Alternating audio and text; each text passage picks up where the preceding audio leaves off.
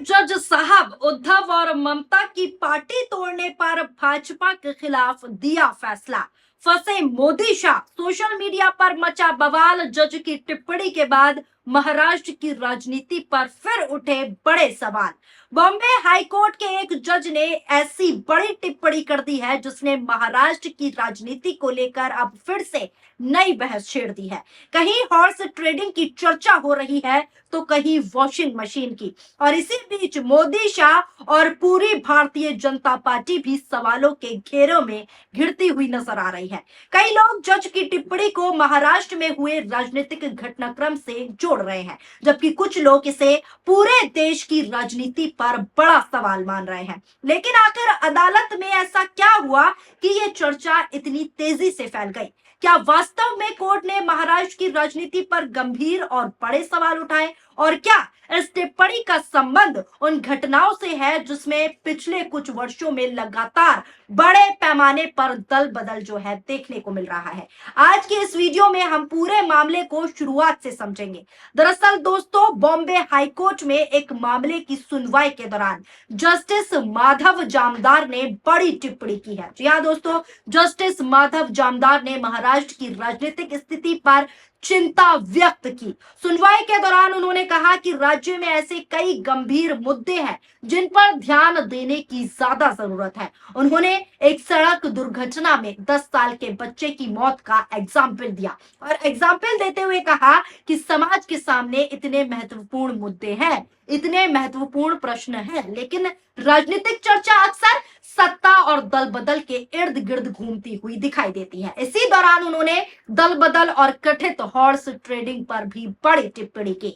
Bombay high court के जज यानी कि माधव जामदार ने कहा कि पूरे महाराष्ट्र में हॉर्स ट्रेडिंग चल रही है, यानी कि विधायकों की खरीद फरोख्त पूरे महाराष्ट्र में चल रही है। अगर आपके खिलाफ एफआईआर है तो पाला बदल लीजिए, क्योंकि यहाँ पर वॉशिंग मशीन है। अदालत की यह टिप्पणी कानूनी आदेश नहीं थी, बल्कि सुनवाई के दौरान उन्होंने मौखिक टिप्पणी दी और इस टिप्पणी के बाद राजनीतिक बहस जो है और तेज हो गई और अब साफ तौर पर चारों ओर जज साहब की ये टिप्पणी वायरल हो रही है। रिपोर्ट देखिए। जज बोले, पाला बदलने की सोचो, एक वॉशिंग मशीन है। जज ने कहा, परसों एक 10 साल के बच्चे की एक्सीडेंट में मौत हो गई और स्टेट असेंबली में क्या चर्चा हो रही थी कि एक अफसर कैसे चुना जाता है और वो कैसे एक पार्टी से दूसरी पार्टी में चला गया। ये क्या है? उन्होंने सांसदों की खरीद फरोख्त पर भी सख्त कमेंट किया, सख्त टिप्पणी की और कहा कि पूरे महाराष्ट्र में हॉर्स ट्रेडिंग हो रही है, यानी कि खरीद फरोख्त चल रही है। उन्होंने नेता से कहा कि पाला बदलने के बारे में सोचो, एक वॉशिंग मशीन है। इसके अलावा आपको बता दूं, बॉम्बे हाईकोर्ट के जज जस्टिस माधव जामदार ने गुरुवार को सरकार पर भी सख्त टिप्पणी की थी। आपको बता दूं, जज ने साफ तौर पर सरकार के खिलाफ सख्त टिप्पणी में कहा था कि सभी नागरिकों को भारत सरकार का गुलाम बनाया जा रहा है। विरोध प्रदर्शन करने पर केस कर दिए जाते हैं, सरकार के खिलाफ बोलने पर केस कर दिए जाते हैं, कई सारे पेपर लीक हो रहे हैं। विरोध करना नागरिकों का अधिकार है। कोर्ट ने कहा कि सिर्फ इसलिए कि केंद्र सरकार के कुछ फैसलों का विरोध किया जा रहा है और नारेबाजी हो रही है, किसी व्यक्ति को क्षेत्र से निष्कासित किया जा सकता है क्या? आपको बता दूं, वेबसाइट लाइव लॉ के अनुसार पूरी जानकारी दे रही हूं। वेबसाइट लाइव लॉ के अनुसार ये मामला socialist democratic party of India के महासचिव यानी कि सईद अहमद अब्दुल वाहिद चौधरी की याचिका से जुड़ा हुआ है। यानी पूरा मामला जो है इसी याचिका से जुड़ा हुआ है और इसी में ये सुनवाई हुई। मुंबई पुलिस ने सईद अहमद को इलाके से निष्कासित करने का ऑर्डर जारी कर दिया, जिसके खिलाफ मामला जो है हाईकोर्ट पहुंच गया। जस्टिस माधव जामदार की सिंगल बेंच ने मुंबई पुलिस को जो है इसी मामले में कड़ी फटकार लगाई और इसी दौरान जज साहब ने हॉर्स ट्रेडिंग यानी कि सांसदों की जो खरीद फरोख्त चल रही है और वॉशिंग मशीन वाली बात कही। अब सवाल उठता है कि आखिर वॉशिंग मशीन शब्द इतना चर्चा में क्यों है? आखिर क्या है ये वॉशिंग मशीन? दरअसल पिछले कुछ वर्षों से विपक्ष जो दल है ये आरोप लगाता रहा है कि कुछ नेताओं पर जांच एजेंसियों की कार्रवाई तब धीमी पड़ जाती है या पूरी तरीके से समाप्त हो जाती है जब वो सत्ता पक्ष में शामिल हो जाते हैं। यानी कि सीधे तौर पर कहूं तो अपराधी या गड़बड़ी करने वाले बीजेपी में शामिल हो जाते हैं। विपक्ष इसी आरोप को वॉशिंग मशीन कहकर पेश करता है कि बीजेपी एक ऐसी वॉशिंग मशीन वाली पार्टी है जहां पर जाकर सभी पाप, सभी अपराध जो है पूरी तरीके से वॉश हो जाते हैं, धुल जाते हैं। अब जज की टिप्पणी थी, पूरे महाराष्ट्र में हॉर्स ट्रेडिंग यानी कि विधायकों की खरीद फरोख्त चल रही है। दोस्तों, महाराष्ट्र की राजनीति पिछले कुछ वर्षों में देश की सबसे चर्चित राजनीतिक घटनाओं में रही है। यह आप भी जानते हैं, लगातार अब भी आप अपनी खबरें देख रहे होंगे। महाराष्ट्र की सरकार बदली, गठबंधन बदले, अदालतों में सुनवाई हुई और राजनीतिक दलों ने एक दूसरे पर गंभीर आरोप भी लगाए और अब भी कैसे टूट की कगार पर है, ये सभी आप जानते हैं। और इस सब के पीछे कौन है, कौन करवा रहा है, कौन क्या कर रहा है, ये भी आप भली भांति जानते हैं। यही वजह है कि जब हाईकोर्ट की ये टिप्पणी निकलकर सामने आई, जब हाईकोर्ट ने ये टिप्पणी दी, तो लोगों ने उसे सीधा महाराष्ट्र के राजनीतिक घटनाक्रम से जोड़कर देखना शुरू कर दिया। बॉम्बे हाईकोर्ट के जज जस्टिस माधव जामदार ने एक मामले की सुनवाई के दौरान जो कहा, वो देश के लोकतंत्र, ब्यूरोक्रेसी की सच्चाई को उजागर करता है। उन्होंने कहा कि सभी नागरिकों को भारत सरकार का गुलाम बनाया जा रहा है। ये सीधी सख्त टिप्पणी भारत सरकार के खिलाफ जस्टिस ने की। वह विरोध प्रदर्शन नहीं कर सकते, वो आंदोलन नहीं कर सकते, ये सब क्या है?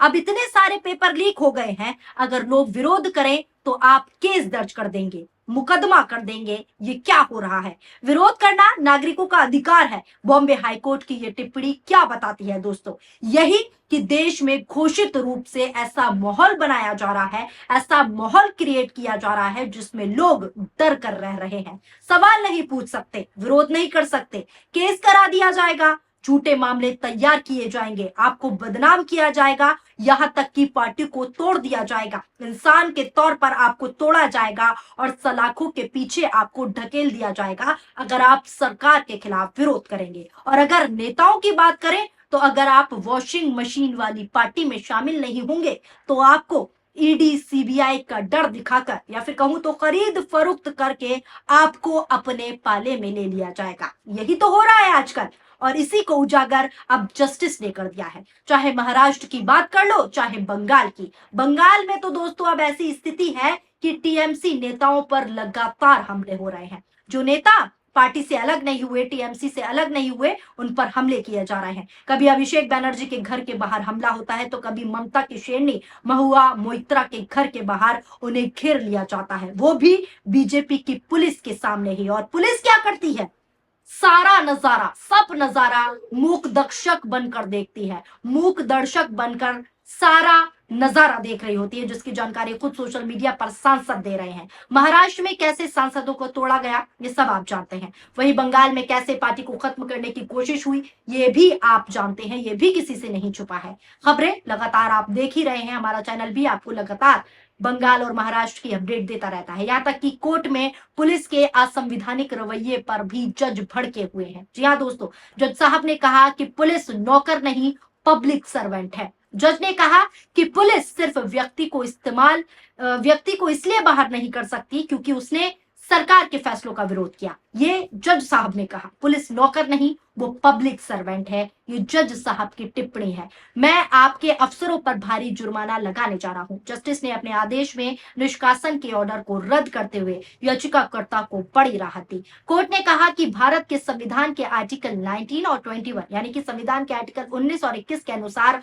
लोगों को न सिर्फ अपनी राय रखने की आजादी है बल्कि सम्मान के साथ जिंदगी जीतने की भी स्वतंत्रता है। लेकिन आज का माहौल कैसा क्रिएट कर दिया है भारत सरकार ने, यह आप भी जानते हैं। कोर्ट ने कहा कि याचिकाकर्ताओं के खिलाफ जो भी कार्रवाई की गई वो गलत इरादे के साथ की गई। अब इस फैसले से आप समझ सकते हैं कि फैसला कैसे तानाशाही सरकार में लिया गया है, कैसे तानाशाही इस सरकार में हो रही है, कैसे पुलिस तक को, सिस्टम तक को अपना गुलाम बनाकर सरकार काम करवा रही है और असंवैधानिक तरीके से पुलिस से कार्रवाई करवाती है। फिलहाल इतना जरूर है कि जो टिप्पणी हॉर्स ट्रेडिंग यानी कि विधायकों की खरीद फरोख्त को लेकर बॉम्बे हाईकोर्ट ने दी है, जस्टिस ने दी है, वो अब चिंता का विषय बन चुकी है। महाराष्ट्र और पश्चिम बंगाल की ये घटनाएं भारतीय राजनीति में दल बदल, गठबंधन और जनादेश पर सबसे ज्यादा चर्चा होने वाले मामलों में शामिल है। और अब बॉम्बे हाईकोर्ट की हालिया टिप्पणी जो मैंने आपको बताई, उसके बाद ये बहस एक बार फिर राष्ट्रीय स्तर पर तेज हो गई है। अब दोस्तों यहाँ पर सबसे बड़ा सवाल एक ही है और सबसे बड़ा सवाल यही है कि क्या लगातार हो रहे दलबदल, राजनीतिक आरोप और अदालतों में उठ रही टिप्पणियां हमारे लोकतंत्र के लिए एक बड़ी चेतावनी है या फिर ये सब लोकतांत्रिक राजनीति का सामान्य हिस्सा है। विपक्ष का साफ तौर पर क्या कहना है? विपक्ष का कहना है कि जिस जनादेश के आधार पर जनता किसी सरकार को चुनती है, अपना मत का अधिकार देकर सत्ता में बिठाती है, अगर बीच कार्यकाल में बड़े पैमाने पर दलबदल हो जाए तो मतदाताओं का विश्वास पूरी तरीके से प्रभावित होगा।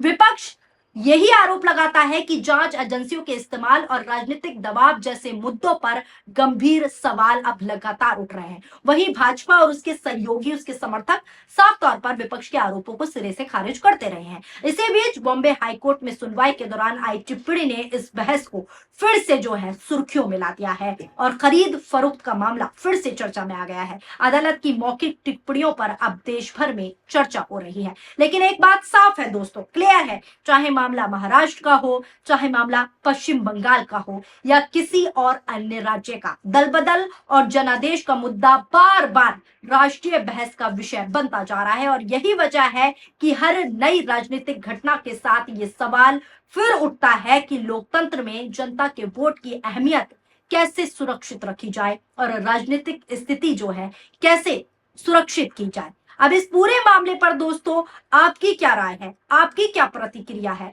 क्या आपको लगता है कि दल बदल जो कानून है उस कानून में बदलाव की जरूरत है या फिर वर्तमान स्थिति पर्याप्त है या इसमें कोई सुधार होना चाहिए? आपकी जो भी राय हो नीचे कमेंट में जरूर बताएं। वीडियो पसंद आई हो तो वीडियो को लाइक कीजिए और हमारे चैनल पीआरबी को सब्सक्राइब करना ना भूलें। शुक्रिया, धन्यवाद, नमस्कार, जय हिंद, जय भारत।